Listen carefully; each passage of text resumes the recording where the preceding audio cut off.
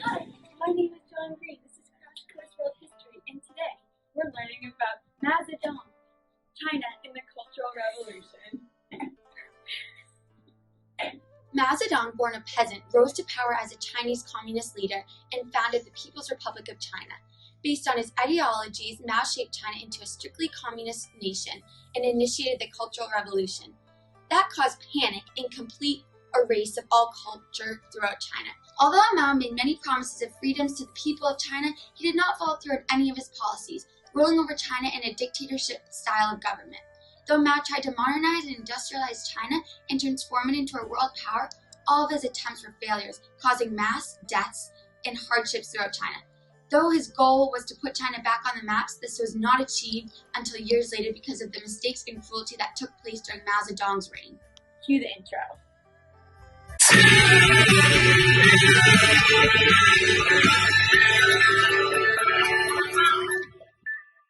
And you probably first want to know a little bit about who this Mao Zedong was and how he came to power. But first, let's learn a little bit about his background. Mao Zedong was born December 26, 1893 in Shenzhen, Hunan, China, and was a member of a poor peasant family. Mao had two younger brothers and one younger sister, and though his father was a poor peasant, he paid off all his debt and became a landowner. His mother was an extreme Buddhist and wanted Mao to pursue a career in religion.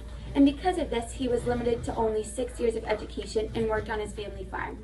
Though Mao knew little on foreign language and science, he developed a very advanced writing style and a large understanding of Chinese social problems, history, and current affairs, which is what caused him to want to improve China. Rebelling against his family to further his education, Mao left his home in 1918 and began to work as a librarian assistant at Beijing University. The librarian was a well-known Marxist in China, influencing Mao's belief in government, which led him to become a communist. Mao soon stated that he believed in the communist system and that peasants would be revolutionaries in creating a successful communist society. When Mao returned home to Hunan after working in the library, he became a primary school teacher, but was even more dedicated to communism.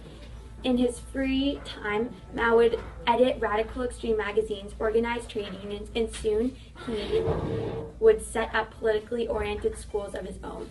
Mao helped lead the rise of communism support in China, and so he became one of the 50 founders of the Chinese Communist Party, CCP, in 1921. And now let's move on to our blackboard drawing. This is the Communist Manifesto, but first I gotta hit the can. Oh hey, I'm back! So, for the blackboard drawing, Karl Marx, known as the father of communism, and another German philosopher, Friedrich Engels, wrote a pamphlet called the Communist Manifesto on the class struggle during the revolutions of 1849, and this was caused by the problems of capitalism. These types of writings influenced Mao Zedong's political views on communism. What's that, Stan? The Revolution of 1848? Oh sure, we get it, you're a know-it-all. Now it's time for the thought bubble. Today, we will be discussing the conflict between the communists and the nationalists that got Mao Zedong in power. So first, let's start from the beginning of the conflict between the communists and the nationalists.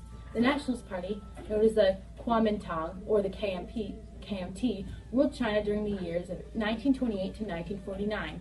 This party was originally created to overtake the monarchy based in China and became one of the first political parties after China became a republic in 1912 after the Revolution of 1911.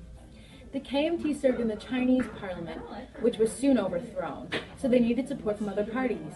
This began the alliance between the KMT and the CCP, which we have already talked about, which is known as the Chinese Communist Party.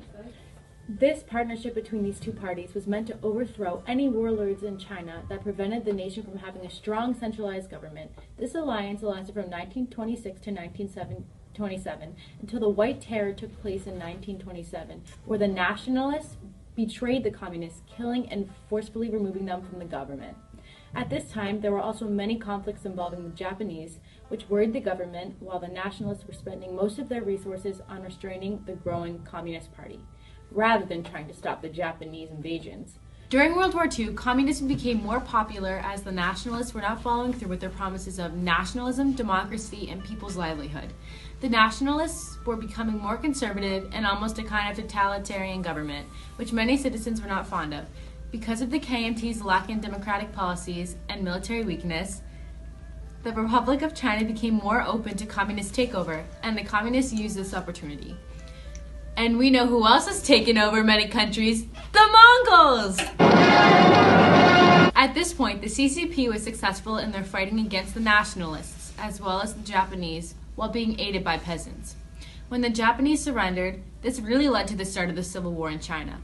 As a nationalist group, the KMT party got much support from the U.S. in an effort to stop the spread of communism or the policy of containment. Shout out to Kay Donahue for sharing her knowledge of containment during the Cold War. Making history connections is so exhilarating. Wouldn't you agree? Anyways, due to Mao's large efforts during the Civil War as a guerrilla warfare general over a peasant army, his army grew and so did his popularity, until he had no opponents challenging him to be head of the CCP. Therefore, in 1945, Mao Zedong, now leader of the Communist Party, and Chiang Kai-shek, the leader of the Nationalist Party, met several times to discuss the government that would take over after this fighting. But sadly, they could not come to a successful agreement from pressure to sustain their own principles, and so the Civil War officially began. The Civil War began in 1946, but really began to escalate from 1947 to 1949. Due to the communists' strong support from the lower classes, they obtained a strong military and surplus of weapons that were clearly superior to the nationalists. Since it was clear that the nationalists were not close to winning this conflict, the U.S. was not as invested in China as Chiang Kai-shek hoped. In October 1949, the communists proclaimed their victory over the nationalists, and the KMT fled to Taiwan. As a result of being in charge of the Communist Party, Mao Zedong was officially named the ruler of the Republic of China. For supremacy, in 1943, he ordered a rectification campaign where he purged anyone not loyal to him. He also formally declared China a communist nation on October 1, 1949, renaming it the People's Republic of China. Mao had no experience in running a nation or economy, so he took inspiration from the Soviets. For example, Mao adopted the 5-year plans intended to industrialize China with the help of the Soviet technical assistance. However, his alliance with the Soviet Union ended not long after. Mao would also promise many new freedoms of press, speech, and women's rights to strengthen the culture of China. But as a harsh democratic dictator, it was clear that Mao would not follow through with his promises to the people. When does China's future start? Mao! From 1958 to early 1960, the Chinese communists, led by Mao and others, promoted a campaign to modernize and improve China's industrial and agricultural issues. Mao wanted to encourage manpower and labor-intensive methods of industrialization rather than machines. Oh, isn't he just beautiful? Mao thought that by doing this, China could bypass the typical slow-moving process of industrialization. Peasants were encouraged to develop small backyard steel furnaces in an attempt to speed up industrialization. This plan proved to be extremely ineffective. Mao's flawed plans to industrialize led to huge economic problems in agriculture, leading to around 20 million people dying of starvation between the years 1959 and 1962. The failure of the Great Leap Forward generated a division amongst party leaders who blamed the lack of success of the Great Leap Forward on each other. In the end, the Great Leap Forward turned into a massive step backwards. In the late 60s, after the Great Leap Forward, Mao feared he was losing control and the economy was in shambles. Hoping to reassert his power, he launched the Cultural Revolution, which was nowhere near as successful as it sounds. Mao shut down schools and called upon students to ensure that the whole country was loyal to Mao and his ideologies, forming the Red Guards. The Red Guards' job was to punish anyone who was suspected of not supporting Mao or communism using force. Once the Red Guards were successful in overturning any remnants of the old order, they were sent to rural areas to be re-educated. A cult of personality around Mao began to emerge. Wow, it's already time for the open letter, an open letter to the publishing companies of China. Oh, but first, let's see what's inside the secret compartment today.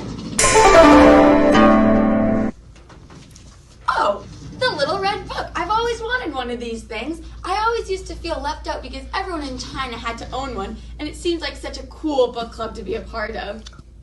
Dear People's Liberation Army Publishing Company, you better thank Mao for all your success. Damn, did you get rich because of Mao.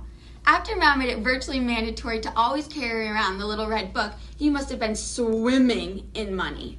Your book became the second most published book in the world behind the Bible. 900 million copies were sold. Let's just say every book was $7. So 7 times 900 million equals roughly 6,300,000,000. That is a large ass sum of money. Oh wait, Stan, can we say that? Yeah. I mean a donkey. Your books soon became a key feature of Mao's personality cult and a main method for his propaganda. The Little Red Book, which was an icon for communism, contains 267 aphorisms from Mao, covering subjects such as class struggle, correcting mistaken ideas, and the mass line, a key belief of Mao Zedong thought. The spread of ideas from the book you published was considered a form of soft power. So basically, you ruled China. JK. I also wanted to thank you for making that book, as it became a way of surviving the Cultural Revolution. Without you, many more millions would have died when Mao was on a mission to purify the Communist Party. If citizens were carrying your book and could quote from it, they were left alone by the Red Guards. So thank you, Publishing Company of China. Best wishes, John Green. Despite his best efforts to improve China, the economy continued to decline along with industrial production. In 1969, Liu Shaoqi was announced to be Mao's successor. However, Liu began using his power prematurely, prompting Mao to conspire against him. Liu died in a plane crash in 1971. His death made citizens dislike Mao's so-called revolution, since it had turned out to be more of him trying to secure his power rather than actually improving the country. Mao and China's premier, Zhou Enlai, split their power in the government. Zhou wanted to stabilize China by reinstating the education system and restoring several former officials to power. Since the Cultural Revolution was more focused on helping Mao secure his power rather than solve the problems throughout the country, it left a huge impression on China. 1.5 million were killed and millions of others faced imprisonment, seizure of property, torture, or humiliation. The short-term effects of the revolution were felt in many cities, but the long-term effects continued to impact China for decades. Mr. Green, did Mao's positive contributions outweigh his negative contributions to China? Oh, me from the past, haven't you been listening? Despite Mao Zedong's effort to reform society, his failures are too big to look past. As Chen Yang once said, had Mao died in 1956, his achievements would have been immortal. Had he died in 1966, he would still have been a great man, but flawed. But he died in 1977, alas, what can one say? Mao didn't die in 1956. He lived much longer and did much worse things. Mao killed millions and millions of Chinese citizens, leading to a period of complete chaos in China. He implemented strict communist laws that many did not approve of and left China in complete shambles, resulting in the Gang of Four and many more harsh and evil leaders. During the last few years of Mao's life, much of China's power was controlled by a small group of people called the Gang of Four. This group, which included Mao's wife Jiang Qing, was responsible for some of the worst parts of the Cultural Revolution. But shortly after, in 1976, Mao kicked the bucket, death, and many of his policies were withdrawn, letting China begin its stride to end its isolation from the rest of the world. U.S. President Richard Nixon visited China for the first time in decades of tension and unfriendliness between the U.S. and China. After Mao's death, the Gang of Four were imprisoned by moderate leaders, and Deng Xiaoping became China's new leader.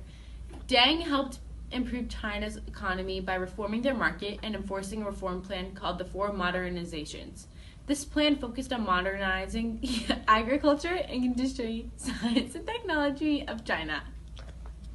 Let's fast forward to present-day China. With continued market reforms, China's economy has grown rapidly, now becoming the second largest in the world today, behind the U.S., of course. Although Mao's harsh policies overruled his accomplishments, Mao was able to lay the stage for China to emerge as a world power, which then other reformers like Deng Xiaoping were then able to build upon, creating China into a political and economic powerhouse that it is today. Thank you to Ms. Donahue for all she taught this year, and thank you to Stan, our producer, and I hope you all enjoyed our crash course video.